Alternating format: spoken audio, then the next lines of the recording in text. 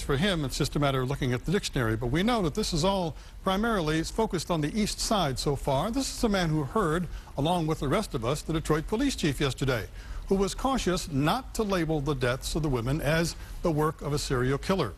Well, this man feels that the dictionary would have given the chief enough license to actually use those words.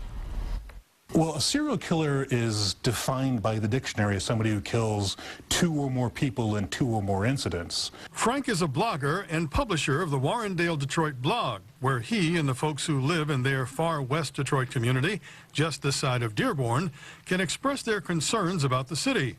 It doesn't matter, he says, that the bodies of 4 women were dumped on Detroit's east side, far from his neighborhood. Serial killers don't always respect lines on a map. So anytime you've got a serial killer on the loose, that's something of a concern. Chief Ralph Godby made it clear yesterday he doesn't want to label these deaths a serial killing. Yes, the first 2 bodies were left in the trunk of a car, and just days later, a few blocks north, a similar scene. Only this one saw the vehicle on fire. Important distinctions with one critical link.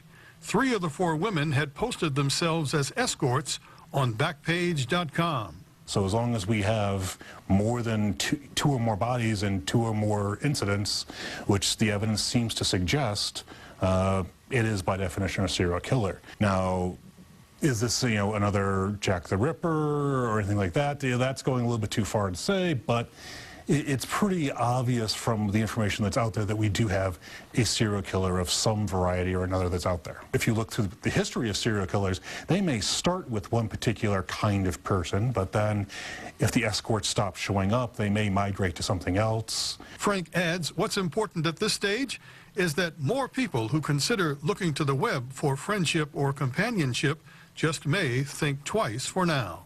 This will be a wake-up call, if you will. Everyone probably, hopefully, taking things a little bit more carefully than they would.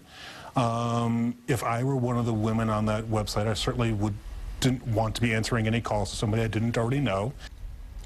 Now, Detroit police say there are no new leads in the investigations of the murders of these 4 women, at least not that they're talking about. They are still waiting for test results and hoping that people will call homicide investigators with important information. Now, coming up on 7 Action News at 6, you'll meet a young woman who is in the escort business. She says she knew 2 of the victims who were found in a car trunk on Detroit's east side. Now, Bill, obviously the police don't want to throw around that term serial killer because people get panicked, but it is clear that if indeed something like that is at play, we're talking about girls in the escort business. So as that man in your interview said, maybe it's time for them to rethink what they're up to. That's most certainly the important link here. It is this one website, and yeah, there's no doubt that it's tied, but the police aren't talking about the way the links come together. I think they're working on some things that we don't know about right now. We will eventually. Thanks, Bill.